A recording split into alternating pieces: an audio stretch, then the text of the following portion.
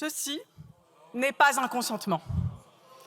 Porter de jolis dessous, ne rien porter du tout, porter une alliance, ce n'est pas consentir. Accepter un dîner, accepter un verre, accepter une promotion, ce n'est pas consentir.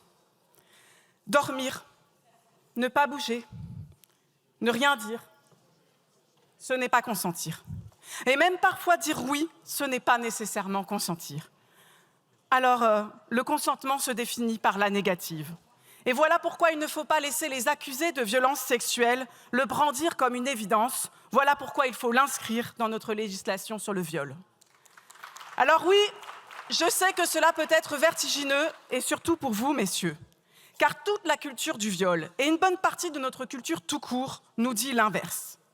Dans la langue orwellienne de la culture du viol, le non, c'est le oui. Les cris de douleur sont des cris de plaisir.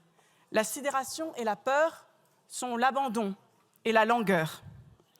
Dans les récits de la culture du viol, le violeur, c'est le loup qui erre dans les bois en quête d'une proie. Et pourtant, dans le conte, c'est bien sous le toit de Mère Grand que le chaperon rouge se fait dévorer. Et pourtant, c'est le prince charmant qui embrasse la belle au bois dormant sans son consentement.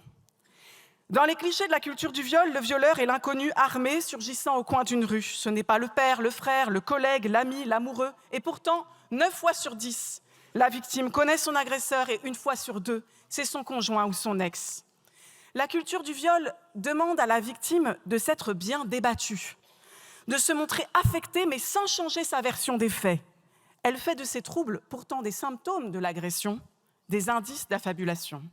Elle est aveugle aux violences subies par la femme migrante, prostituée, handicapée, psychiatrisée, précarisée, autant de proies, du policier, du bon père de famille, du médecin, de l'élu local qui deviendra un jour ministre de la Justice. Définir le violeur comme un étranger et l'étranger comme un violeur, c'est couvrir tous ces chevaliers blancs.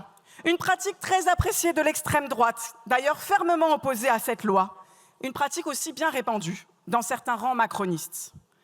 Collègues, nous ne pourrons pas passer de la culture du viol à la culture du consentement sans poser la question de tous les rapports de domination, patriarcaux, sociaux, raciaux.